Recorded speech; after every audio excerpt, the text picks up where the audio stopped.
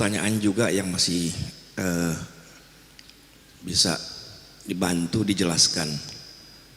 Tapi setelah beberapa hal yang disampaikan Buya tadi tentang Shaddad bin Aus, Ubadah bin Somit, dan kebetulan saya sempat dulu ke sana itu di Palestina itu Al-Quds, Baitul Maqdis, dan kejadiannya memang unik. Satu saat itu ada orang Palestina yang memang dari rombongan narik untuk ziarah ke Shaddad bin Aus sama Ubadah bin Somit. Kita nggak sengaja misal dari rombongan, akhirnya terpisah dan ketinggalan memang akhirnya karena nggak tahu jalan, notok, tatak tutok, istilah kesana kemari nyari nanya jalan. Terus kedua ada pernyataan dari mursyid juga sebetulnya dari Abu Yadim Yati Cidahu. Beliau mengatakan selalu itu diulang-ulang di hadapan santrinya. Pernyataannya begini, Buya. Jadi kalau ditanya tentang thariqahnya, Abu Ya tidak pernah ngaku. Padahal beliau sudah maklum diketahui dan sudah mafhum bahwa beliau itu mursyid thariqah dari Syadziliyah. Ditanya sama santrinya, thariqahnya apa? Thariqah aing mah ngaji. Thariqah saya itu ngaji. Dan itu diulang-ulang dan itu masyhur sampai sekarang. Jadi kalau ditanya tentang thariqah Abu Ya, thariqah saya ngaji. Bahasa Sundanya begitu, cuman bahasa Sunda yang logat Banten kira-kira begitu. Kedua, dari pernyataan dari Syekh Nawawi Al-Bantani ketika ditanya tentang wajibkah berthariqah, Syekh Nawawi tidak menjawab. Nah, saya kenal itu atau mengetahui sedikit tentang thariqah itu dari pernyataan-pernyataan para guru-guru yang saya dengar fatwanya begitu atau pendapatnya. Jadi bahkan ada satu pernyataan begini dari satu guru tentang thariqah itu terbagi dua katanya. Thariqah perjalanan atau thariqah madhab yang dikatakan syariat, ada di situ Imam Hanafi, Imam Maliki, Imam Syafi'i sama Imam Ahmad bin Hanbal. Itu dikatakan thariqah madhab. Itu syariat atau fikih yang kita pakai sehari-hari. Kedua adalah thariqah dzikir. Thariqah dzikir kita kenal semua, udah dengar diajarin sama Buya di sini. Ada thariqah Syadziliyah, ada mursyidnya sendiri, ada imamnya sendiri. Ada thariqah Naqsabandi, ada thariqah Qadiriyah, ada mursyid sendiri. Nah, ini berujung kepada satu pertanyaan yang mengatakan bahwa itu thariqah mazhab itu wajib. Thariqah yang dikatakan fikih itu wajib punya imam, punya madhab, itu wajib gitu. Bagaimana kedudukannya dengan thariqah dzikir? Apakah kita ini yang awam wajib berthariqah? Karena saya perhatikan juga kalau para habaib, para sayyid itu ya tidak banyak yang berthariqah. Bahkan thariqah am yang diambil seperti pembacaan Ratibul Haddad, Ratibul Atos, itu thariqah yang am yang sudah diijazahkan oleh para imam. Abdurrahman Atos sama Abdullah bin Al-Haddad. Itu ijazah langsung am yang dipakai langsung oleh para jamaah.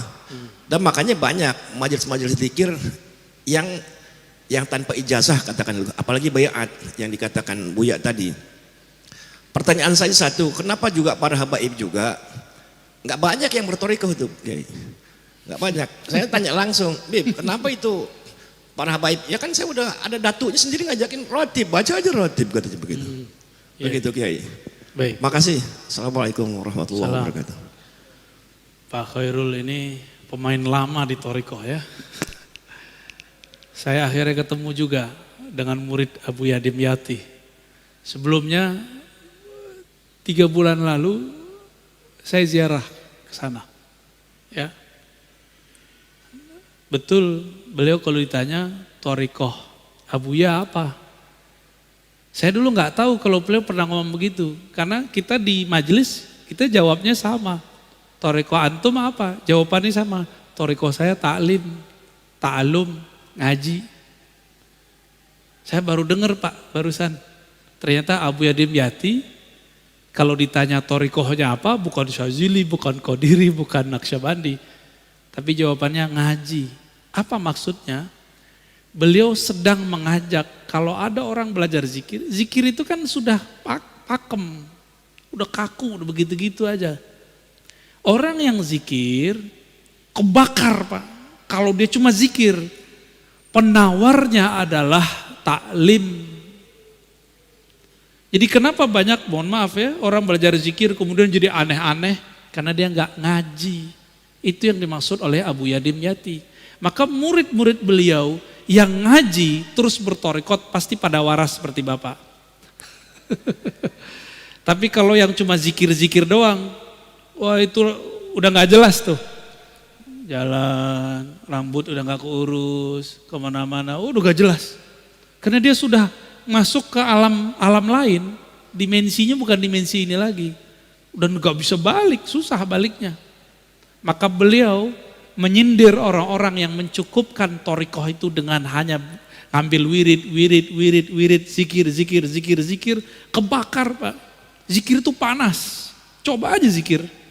Allah, langsung hangat tuh. Hangat langsung. Kalau melewati dosisnya, bisa kebakar badan kita. Ini ibarat saja. Seperti orang kebakar amat teks. Jadi ini saling tawar menawar. Ngaji doang, garing. Benar gak? Maka orang yang jago baca kitab, tapi tidak ahli wirid, garing ilmunya. Bosan kita dengernya.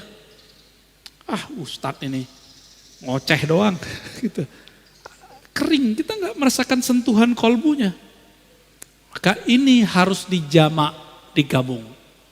Itulah torikoh kiai-kiai kita, abuya-abuya kita zaman dulu. Ini saya mau kasih tahu Pak, banyak yang protes. Kok Ar-Razi masih muda dipanggil abuya? Itu bukan saya yang manggil diri saya abuya, itu guru saya yang manggil saya abuya. Dan di kampung saya biasa, buya itu anak muda, tua itu dipanggil buya. Tapi kalau abuya itu langsung guru kita yang ngijazahin. Jadi itu bukan panggilan saya sendiri, saya lebih senang dipanggil Ar-Razi. Ar-Razi gitu. Atau dipanggil bro gitu Pak, lebih senang karena dianggapnya muda. Kalau abuya kayaknya tuhe ya, mau gimana lagi. Kita hargai juga guru kita, masa kita nggak hargai? Ya, kalau saya menolak sama dengan menolak panggilan guru kan.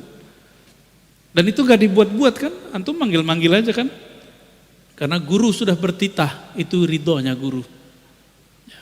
Karena ilmu itu bukan fisik Pak, ilmu itu ruh, spirit. Jika ma'rifatnya tinggi, dia tua walaupun tubuhnya muda. Antum tua, tapi gak punya ma'rifat, itu bocah, bocil.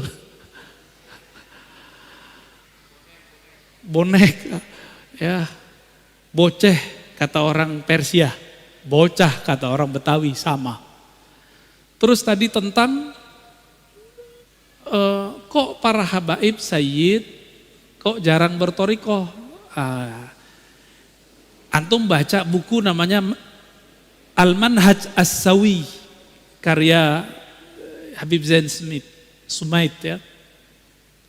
Beliau yang mendirikan Rabithah Alawiyah. Bahwa torikoh Ba'lawi memang torikohnya am.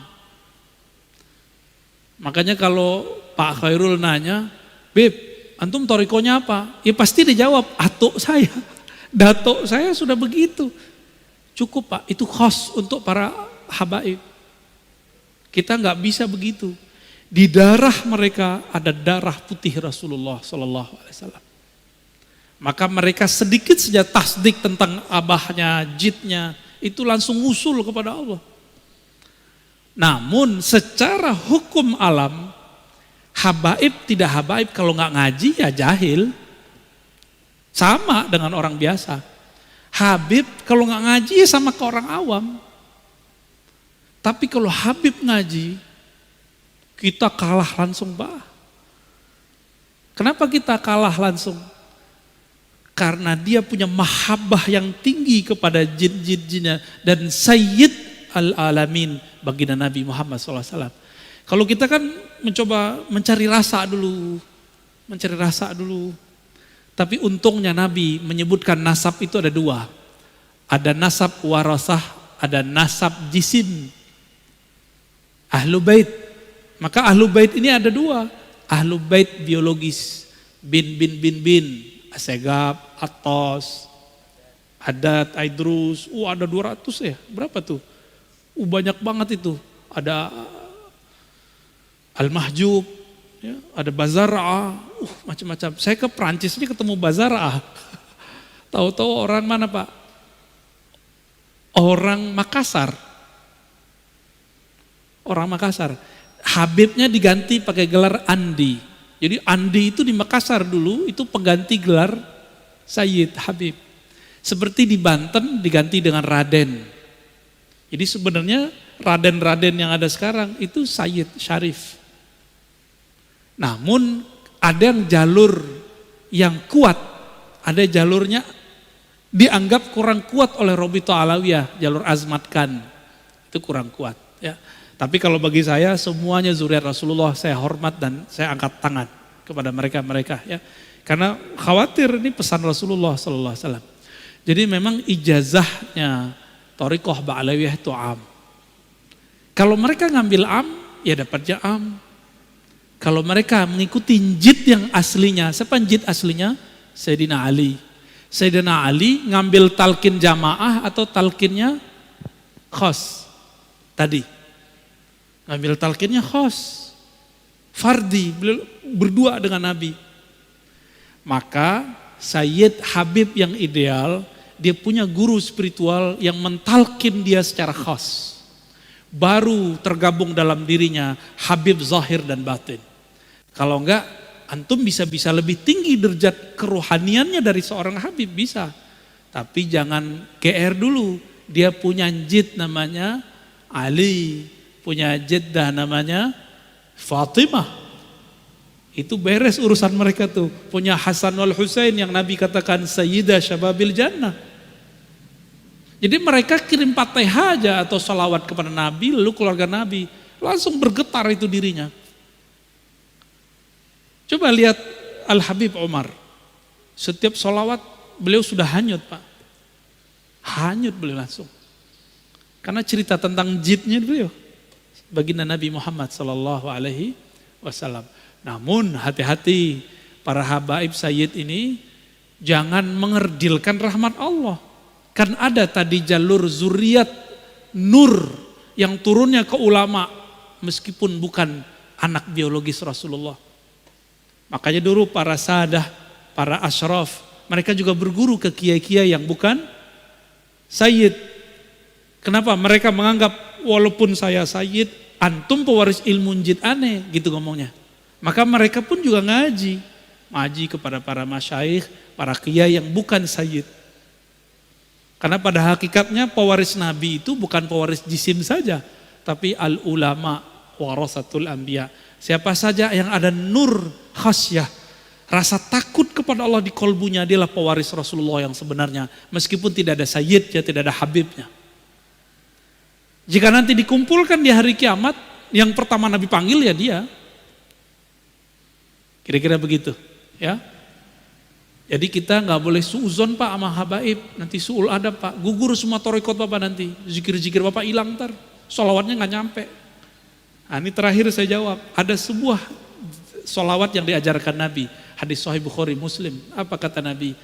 Bacalah sholawat, Allahumma sholli ala Muhammad wa ala alihi wa azwajihi wa dzurriyyatihi. Ya Allah sampaikan salam, sholawat rahmat kepada Muhammad, Nabi Muhammad, keluarga Muhammad, istri-istri Muhammad, dan keturunannya. Ini mukjizat Nabi. Keturunannya sampai sekarang masih ada. Jadi antum baca sholawat tuh mereka dapat Pak, zuriatnya. Tapi zuriat ada dua, zuriat ruhi, zuriat jasadi. Jadi kita yang bukan Raden, bukan Sayyid, punya kesempatan menjadi zuriat ruhi. Semoga kita bagian dari mereka, amin ya rabbal alamin.